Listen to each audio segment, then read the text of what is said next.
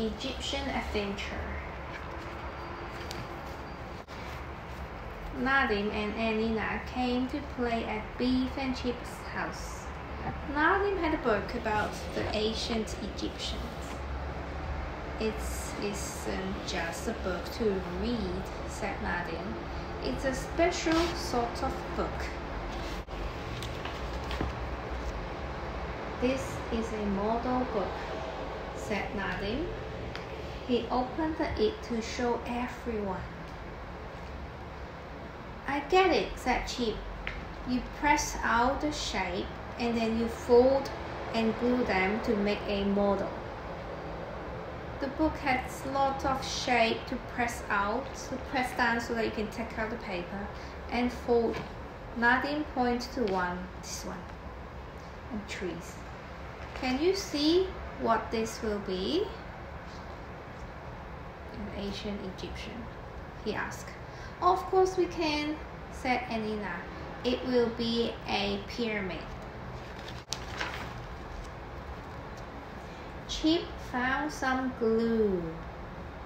Then Nadim pressed out the shape and the other began to fold them. First, they made the pyramids. Anina had a difficult shape to fold. It's really difficult to look like a lion.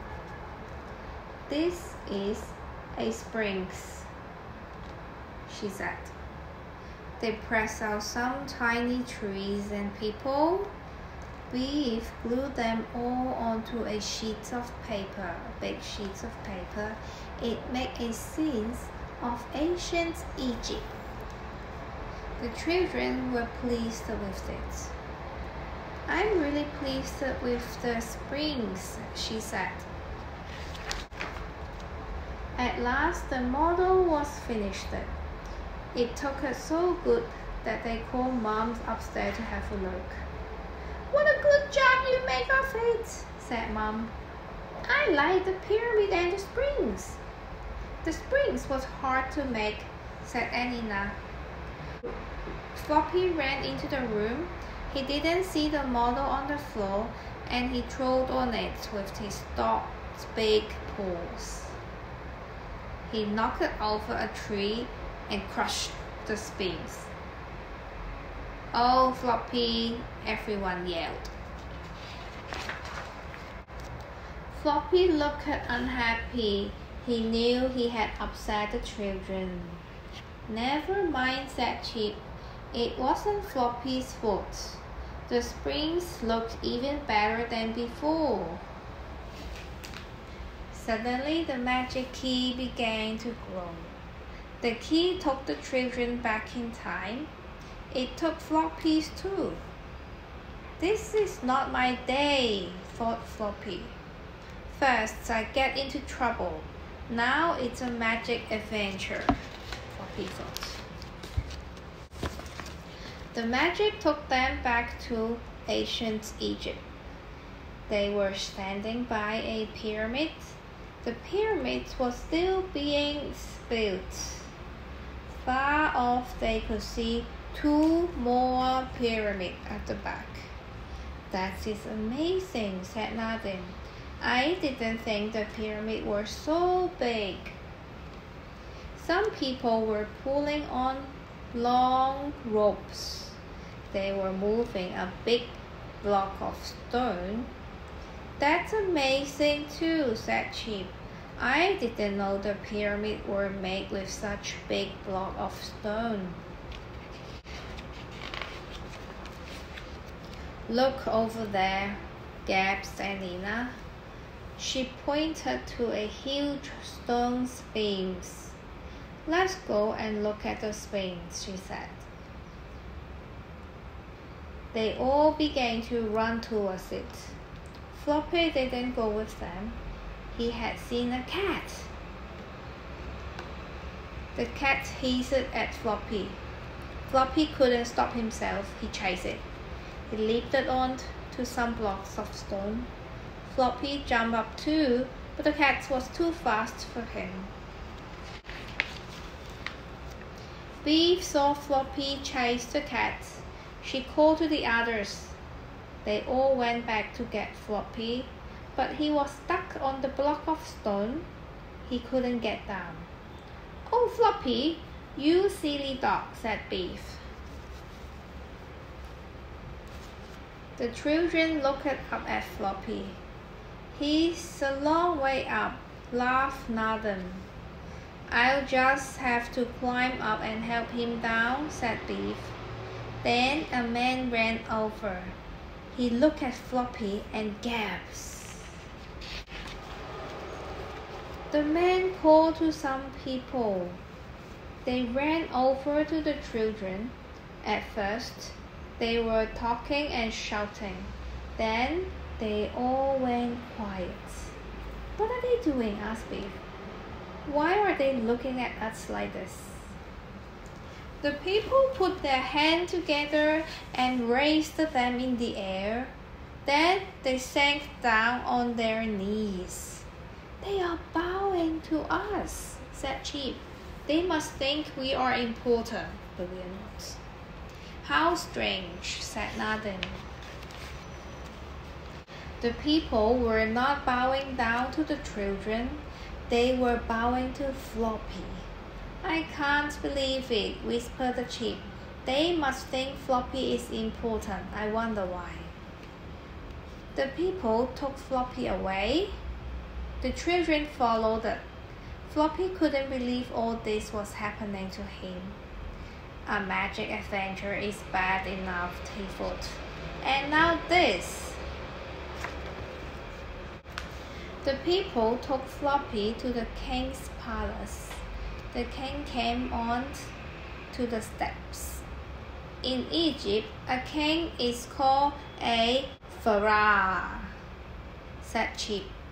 This pharaoh looks very fierce. Everyone bowed up when they saw him. "We'll better bow down too," said Beef. "We don't want to get into trouble." A man spoke to the pharaoh. "Great pharaoh, see what we have brought." "A yellow dog," gasped the pharaoh. The pharaoh took Floppy inside the palace. Then he clapped his hand. "Look after the yellow dog," he said. "Give him whatever he wants." Thought Floppy. "I'm beginning to enjoy this adventure." "I just don't get it," said Beef. "Why are they making this fuss of Floppy?" The pharaoh clapped his hand again. Some people ran into the palace. One of them began to paint a picture of Floppy. Suddenly, Beef sneezed. The pharaoh saw the children. "Stranger in my palace!" he shouted. "How can I get in?" A guard grabbed the Chip and Nina. Another one grabbed the Beef and Nathan. The guard took the children outside. "Go out! Get off here!" They took them to one of the pyramids. The people were moving the big blocks of stone. "You all look strong," said a guard. "You can work here. Look, follow the worker. You may need to work." The children had to help pull one of the big blocks. They had to put rollers down to slide it along. "This is hard work," moaned Beef. "These rollers are heavy." It was time for a rest. The children had to drink from a skin bag. Said Chip. "This water is warm and it tastes funny too. Yuck. I'd rather have an ice-cold can." The Egyptians were carving a giant stone block.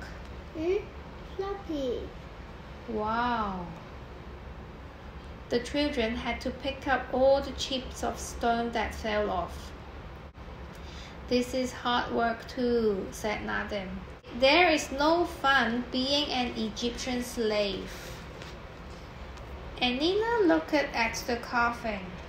"I wonder if they are making a springs, she said. A spring has the body of a lion, but that doesn't look like a lion's tail. That tail looks familiar, said Beef. Can you recognize it? Yes. The carving was finished. I said it looked familiar, gasped Beef. It isn't a spring at all. It's Floppy. At that moment, the Paraf came to see the carving. Some Egyptian carried the Floppy. Suddenly, the magic key began to glow. Floppy jumped down and ran over to the children. Come back, Yellow Dog, called the Paraf. I'm glad it's time to go, thought Floppy. It was all getting too much of a good thing. What an adventure, said Nadine. I didn't like being an Egyptian slave. And Nina picked up the model springs. A spring has a lion's body and a man's head, she said. But this does look a bit like Floppy. Do you agree? Yes. The end.